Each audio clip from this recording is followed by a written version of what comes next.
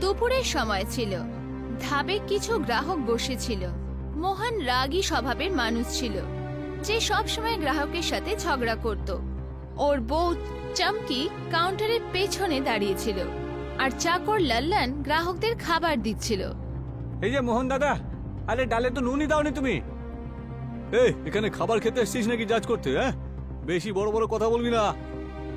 আরে পয়সা দিয়ে খাবার খাচ্ছি আমরা এখানে, তাহলে একটু ভালো করে খাবারটা বানাও না। এই তোর বাবার হোটেল নাকি? হ্যাঁ, আরে খাবার ইচ্ছে হলে খাতো। গ্রাহকদের মধ্যে হালচাল মেচে গেল। কিছু লোক খাবার ছেড়ে চলে যেতে লাগলো। এইভাবে যদি সবাইকে ভাগিয়ে দাও তাহলে ধাবার কতদিন চলবে? এই তুই মাঝখানে কথা বলবি না, আমি জানি যে বিজনেস কি করে করতে হয়। সন্ধ্যের সময় ছিল। মুখিয়া ভোলা প্রসাদ ঘরের বাইরে দাঁড়িয়েছিল। আম্বা দেবী, যে কিনা মোহনের দিদা ছিল, দরজায় দাঁড়িয়েছিল। আম্বা দেবী, মোহনের ধাবাতে প্রতিদিন ঝগড়া হতে থাকে, আজকে তো আমাকেও গরম দেখালো। জানি, কিন্তু ও আমার কথাও শোনে না। আমি ওকে বোঝার চেষ্টা করব। মোহন ভেতর থেকে শুনছিল আর বাইরে বেরিয়ে এলো। এই যে শুনুন প্রধান মশাই, আপনার কাছে আর কোনো কাজ নেই? হ্যাঁ, সব সময় আমার কাছে এসে আমার নামে নালিশ করেন। বাবা, আমি তোর ভালোর জন্যই তো বলছি, যদি এইভাবে চলতে থাকে তাহলে তোর ধাবা একদিন বন্ধ হয়ে যাবে। হ্যাঁ, তারপরে সম্মানটাও নষ্ট করবি। আরে আমি সম্মান নিয়ে তো ভাবছি না, জানেন তো, পেট ভরার জন্য ধাবাটা চালাচ্ছি। এখন জানতো এখান থেকে মশাই। মুখিয়াজি ডেকে গিয়ে সেখান থেকে চলে গেল। আম্বা দেবী মোহনের দিকে তাকিয়ে বলল, বাবা, মুখ থেকে রোজগার করবে নাকি ঝগড়া করে? ঠাকুমা, তুমি ওই পুরনো দিনের কথা নিয়ে বসে পড়লে। হ্যাঁ, আরে আমি যেমন তেমনই থাকবো, ঠিক আছে? রাতের সময় মোহন আর চাঙ্কি বিছানায় বসেছিল। শোনো, তুমি সারাদিন ধাবায় ঝগড়া করো, কিন্তু আসল খাজানাতেই ঘরে লুকানো আছে। তার মানে? তোমার দাদু তিজোরির মধ্যে অনেক সোনা আর চাঁদি রেখেছিল। দিদা কাউকে এটা হাতও দিতে দেন না। আরে তাহলে ঠাকুমার কাছে চাইছো না কেন? তোমার কি মনে হয় যে উনি এত সহজে দিয়ে দেবেন? ওনার মনে হয় যে আমরা খরচা করে দেব। মোহন চিন্তায় পড়ে গেল। পরের দিন সকালে মোহন রেগে গিয়ে দিদার কাছে পৌঁছালো। এই যে ঠাকুমা, সিন্ধুকের চাবিটা দাও তো। কেন? আরে ঠাকুর দাদার গুপ্তধন রয়েছে ওখানে, সেগুলো বিক্রি করে ঋণ শোধ করতে পারবো আমি।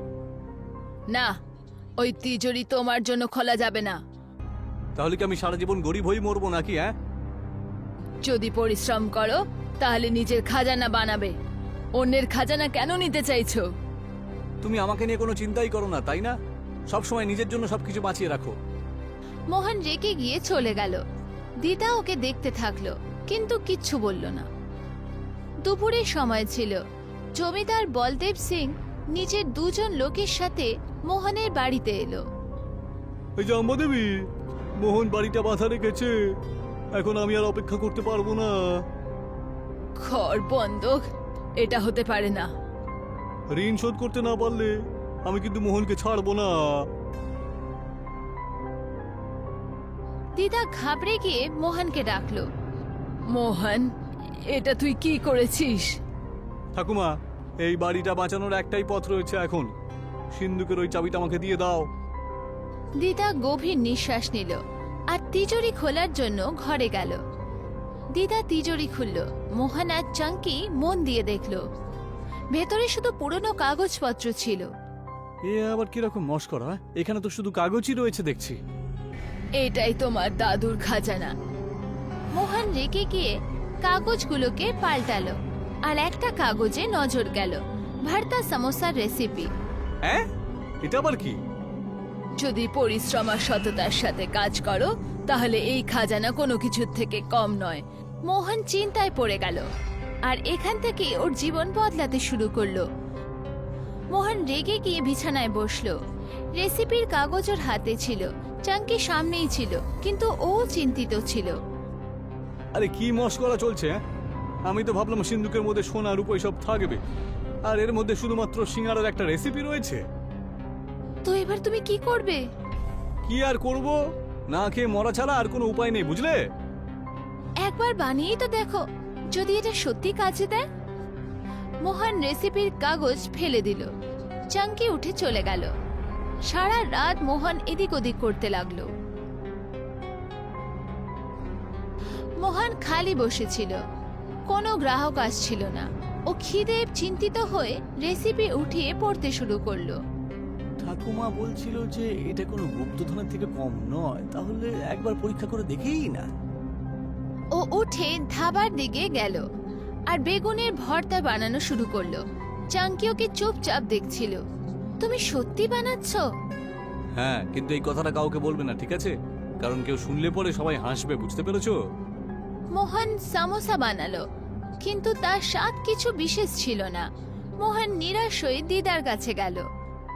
ঠাকুমা, তুমি তো বলছিলে যে এই রেসিপিটা কোনো গুপ্তধনের চেয়েও কম নয়, কিন্তু আমার তৈরি করা সিঙ্গারাটা অতটা ভালো হয়। খাজানা পরিশ্রম যারা করে তারাই পায়, শুধু রেসিপি পড়লেই সবকিছু জানা যায় না। দিদা উঠে রান্নাঘরে গেল আর মশলার সঠিক মিশ্রণ বানিয়ে মোহনকে দেখালো। সামোসা শুধু ময়দা আর আলু দিয়েই হয় না, এটা স্বাদ আর পরিশ্রমের ফল হয়। মানে আমাকে আবার তৈরি করতে হবে এখন? একদম, কিন্তু এইবার মন থেকে বানাবি। মোহন আবার সামোসা বানালো আর এইবার স্বাদ দুর্দান্ত হলো। মোহন প্রথমবার নিজের গ্রাহকদের নতুন সামোসা পরিবেশন করলো। আরে, এই সিঙ্গারা তো দেখছি বেশ অদ্ভুত খেতে, এর মধ্যে আলু নেই। বাহ, এরকম সিঙ্গারা আমি জীবনে কখনো খাইনি। আস্তে আস্তে গ্রামের লোকেদের ভর্তা সামোসার আলোচনার বিষয় হলো। মোহন চারপাইতে বসে কিছু ভাবছিল। দিদা কাছে এলো। এবার বুঝতে পেরেছিস যে আসল খাজানা কি হয়? হ্যাঁ ঠাকুমা, পরিশ্রমের চেয়ে বড় কিছু হতেই পারে না। এবার থেকে আমি নিজেকে অবশ্যই শুধরাবো। দিদা গর্বের সাথে মোহনকে দেখল। মোহন এখন পুরো পরিশ্রমের সাথে নিজের ধাবাকে আবার দাঁড় করানোর মন বানিয়ে নিয়েছিল। কিছুক্ষণ পর ধাবা এখন আগে থেকে অনেক বেশি চমকাচ্ছিল। কাঠের পুরনো বেঞ্চের জায়গায় পরিষ্কার চেয়ার টেবিল এসেছিল। মোহন কাউন্টারে দাঁড়িয়েছিল আর চাঙ্কি অর্ডার নিচ্ছিল। আরে মোহন, তোর তৈরি করা সিঙ্গারা তো সত্যিই বেশ অদ্ভুত রে। এগুলো খাওয়ার জন্য লোকজন দূর দূরান্ত থেকে আসছে ভাই। ওরে ভাই, তোর সিঙ্গারার গন্ধ এখন সারা পৃথিবীতে ছড়িয়ে পড়েছে। এর মধ্যে গ্রামের জমিদার বলদেব সিং এলো। সবাই দেখে ওকে চুপ করে গেল। কিরে মোহন, আজকাল তো বেশ চর্চা চলছে তোর। সে তো হবেই মালিক, আমার ব্যাপারই আলাদা। আচ্ছা ঠিক আছে, একটা সিঙ্গারা আমাকে খাওয়া দেখি। মোহন নিজেই তাজা ভর্তা সমোসা ভাজছিল আর জমিদারের সামনে লাগলো। বলদেব সিং প্রথমটা খেতেই চমকে গেল। বাহ বাহ বাহ, এমন সিঙ্গারা এর আগে আমি কখনো খাইনি রে ভাই। এখন আপনি আপনার ঋণ শোধ করতে পারি, আমি প্রতি মাসে আপনাকে পয়সা দিয়ে দেব। আরে আরে আরে, ঋণ নিয়ে আর কোনো চিন্তা নেই রে ভাই।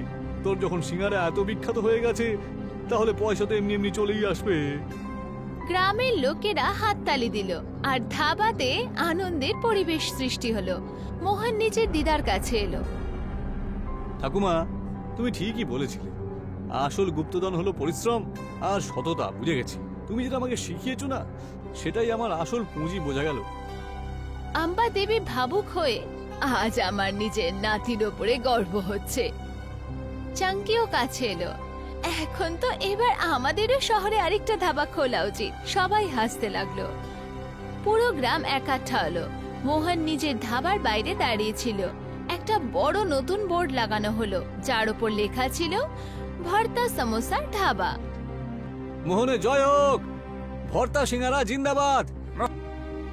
মোহন গর্বের সাথে নিজের ধাবা দেখলো আর ওর চোখে চমক ছিল। ওর পরিশ্রম আর সততা ওকে একটা সফল মানুষ বানিয়ে দিয়েছিল। শওকত মিয়ার বিরিয়ানির দোকান ছিল। লোকেরা খুব তৃপ্তি করে ওনার বিরিয়ানি খেত। বাহ সৈকত ভাই, কি স্বাদ! ধন্যবাদ ধন্যবাদ।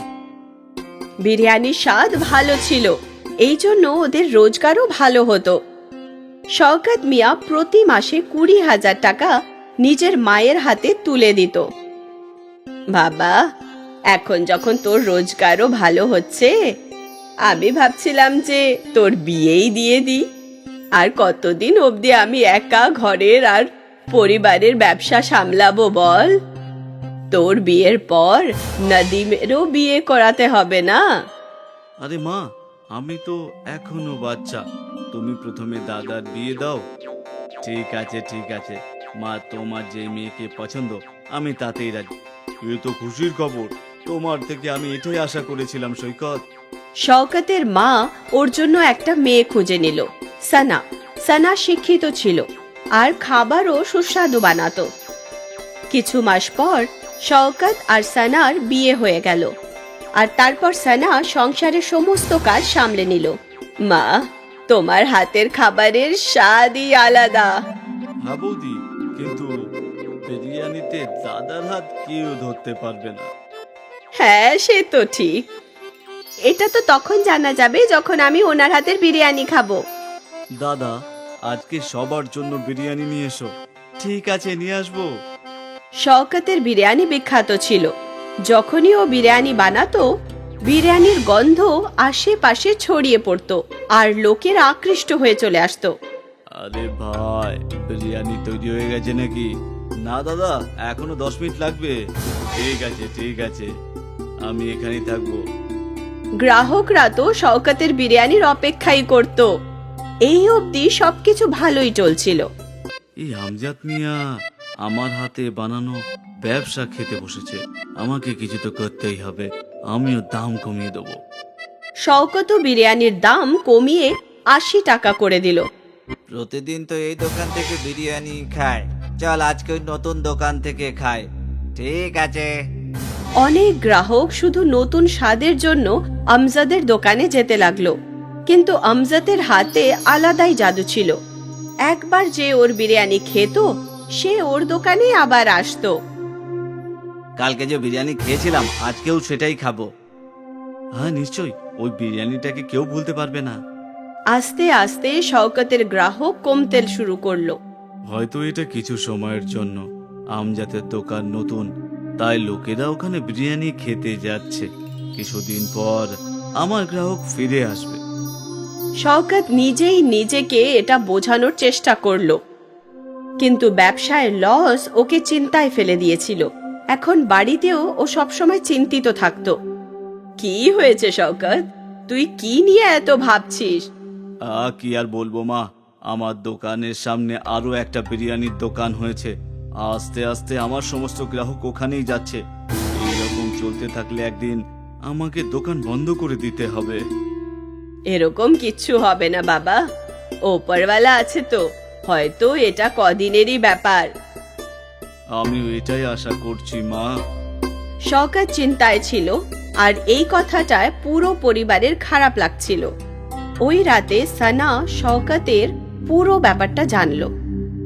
যদি দামের জন্যই গ্রাহক অন্য দোকানে যাচ্ছে, তাহলে আমরা যদি দাম কম করে দেখি। আমরা কি করে দাম কমাবো সানা? বিরিয়ানি 1 প্লেট বানাতেই 50 টাকা লাগে, আর আমি 80 টাকায় বিক্রি করছি, মানে শুধু 30 টাকার লাভ। যদি এটাও কমিয়ে দিই, তাহলে সংসার খরচ কিভাবে চালাবো? তাহলে কি আমরা বিরিয়ানি বানানোর জিনিসপত্র সস্তায় কিনতে পারি না? বিরিয়ানিতে সব থেকে দামি হলো চাল, সম্ভবত বাসমতি চাল। কিভাবে সস্তায় পাবো? এবার আমি বাসমতি চালকে প্লেন চালের সঙ্গে বদলাতে তো পারবো না। আমরা যদি বাসমতি চালের জায়গায় অন্য কোনো জিনিস ব্যবহার করি তখন?